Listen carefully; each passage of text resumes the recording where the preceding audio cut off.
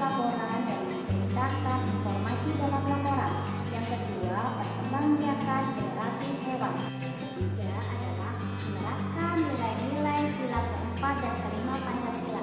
Dan yang terakhir adalah mengidentifikasi kegiatan ekonomi negara ASEAN.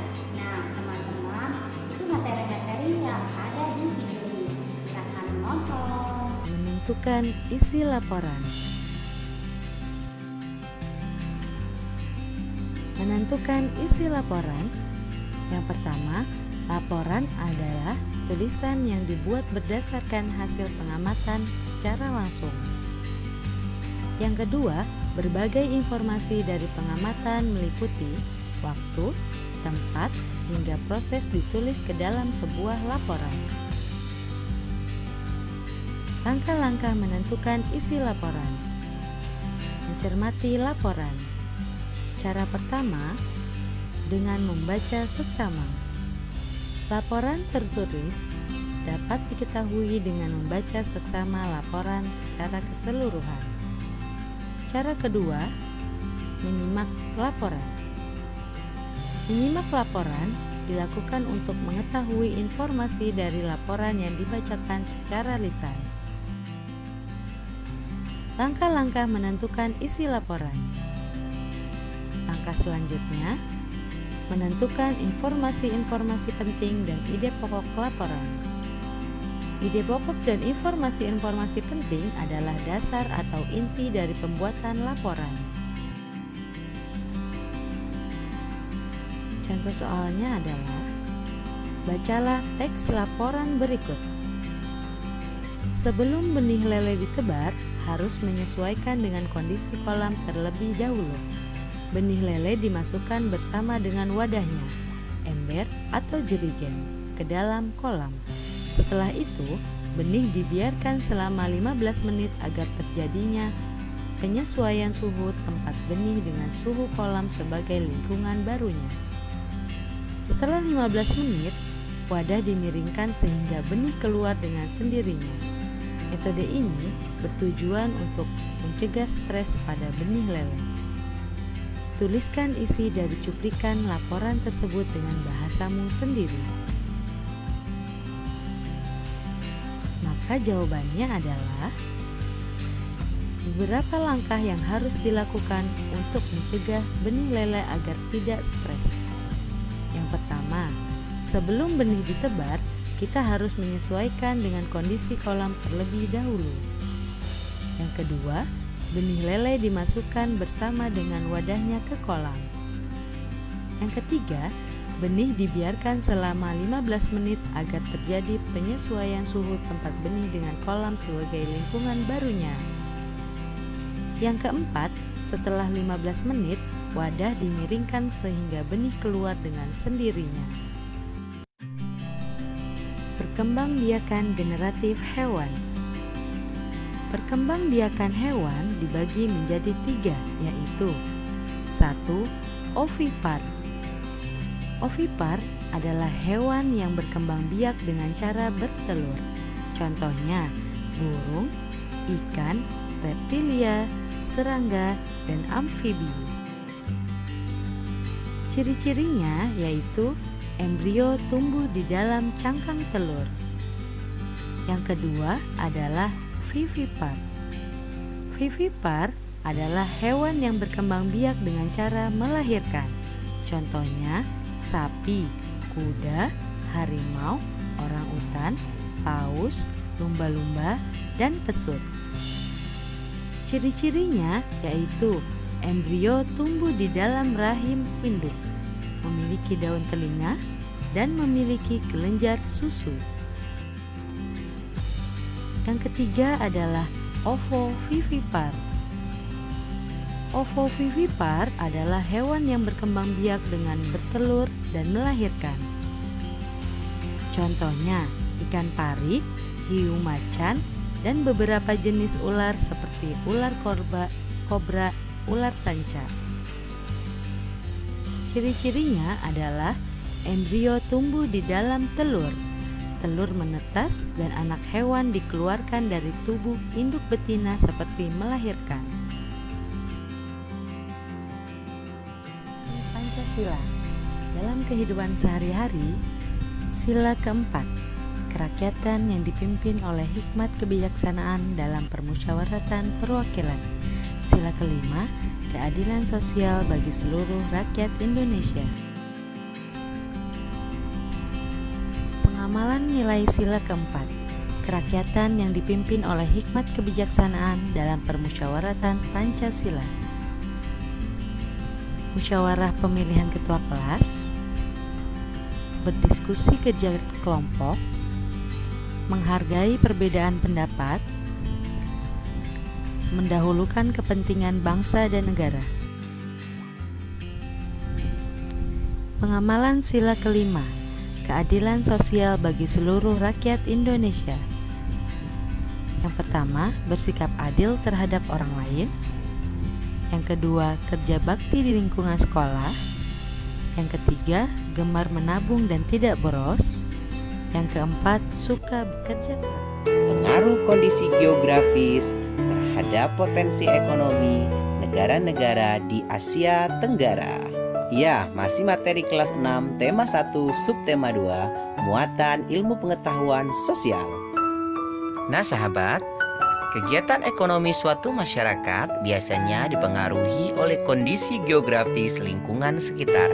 Mereka menyesuaikan mata pencarian dengan alam sekitar. Oleh karena itu, kegiatan ekonomi masyarakat di suatu daerah dapat berbeda dengan daerah lain. Begitu pula dengan kegiatan ekonomi masyarakat di negara-negara Asia Tenggara. Berikut ini kita pelajari kegiatan ekonomi negara-negara di kawasan Asia Tenggara. Negara pertama adalah Indonesia.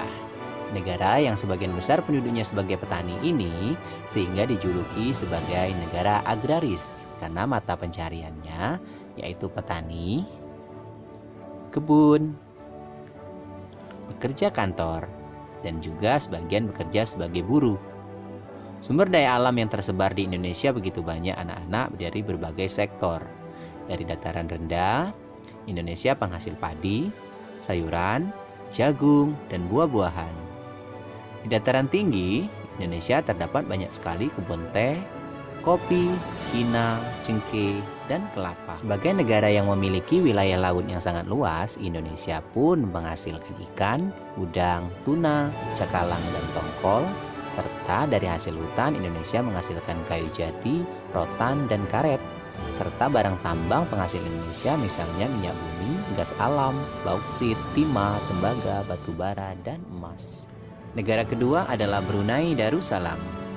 Negara Brunei, mata pencarian penduduknya adalah pertambangan, buruh industri tenun dan logam, serta petani. Sumber daya alam yang tersebar di wilayah Brunei Darussalam, yaitu berupa hasil bumi utama negara Brunei adalah minyak dan gas bumi yang menyumbang 40% pendapatan utama. Serta ada hasil pertanian masyarakat Brunei yang berupa padi, buah-buahan, lada, dan kelapa di dataran rendah. Negara ketiga adalah negara Filipina. Di negara Filipina, penduduknya sebagian besar bermata pencaharian sebagai petani, pekebun, dan pekerja di bidang jasa. Adapun sumber daya alam yang tersebar di negara Filipina adalah di dataran rendah, terdapat jagung, sayuran, padi, ketela pohon, dan buah-buahan. Sedangkan hasil perkebunan berupa tebu, kelapa, abaka, tembakau, kayu, dan karet. Negara berikutnya adalah Kamboja. Sebagian besar penduduk negara Kamboja bekerja sebagai petani, bekerja sebagai pekebun, dan juga bekerja sebagai petambak. Sementara sumber daya alam yang tersebar di Kamboja di pertanian ada padi, umbi-umbian, jagung dan buncis, perkebunan karet dan tembakau, perikanan, budidaya ikan air tawar.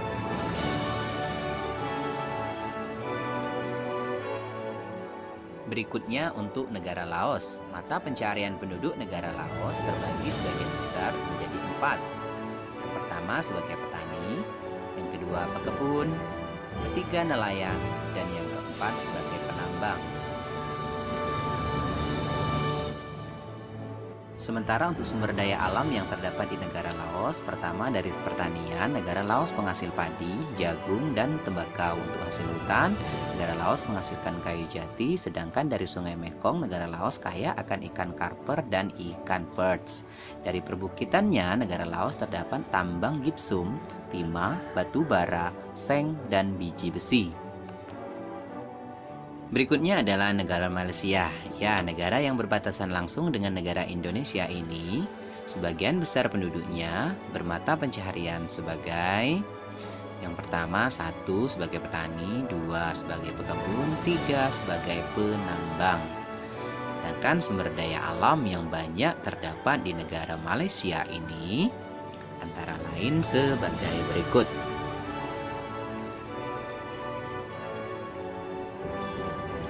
Dari hutan, Malaysia menghasilkan kayu dan karet. Bahkan Malaysia sebagai penghasil karet terbesar di dunia. Dari pertambangan, Malaysia menghasilkan timah, perkebunan berupa kelapa, tembakau, teh, dan lada. Berikutnya adalah negara Myanmar. Negara ini, sebagian besar penduduknya bermata pencaharian sebagai petani, yang kedua sebagai pekebun, dan yang ketiga sebagai penambang.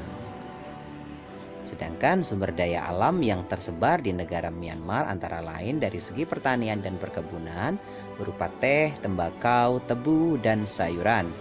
Dari barang tambang, negara ini menghasilkan gas alam, batu bara, emas, perak, batu mulia, mangan, dan timah. Berikutnya adalah negara Singapura.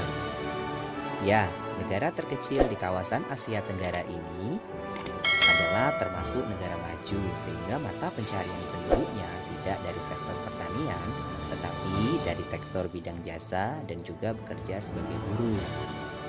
Adapun sumber daya alam di negara Singapura, yang pertama industri tekstil, baja, penyulingan minyak, pakaian, percetakan, dan penerbitan, serta industri pengolahan karet, timah, dan minyak di Jurong.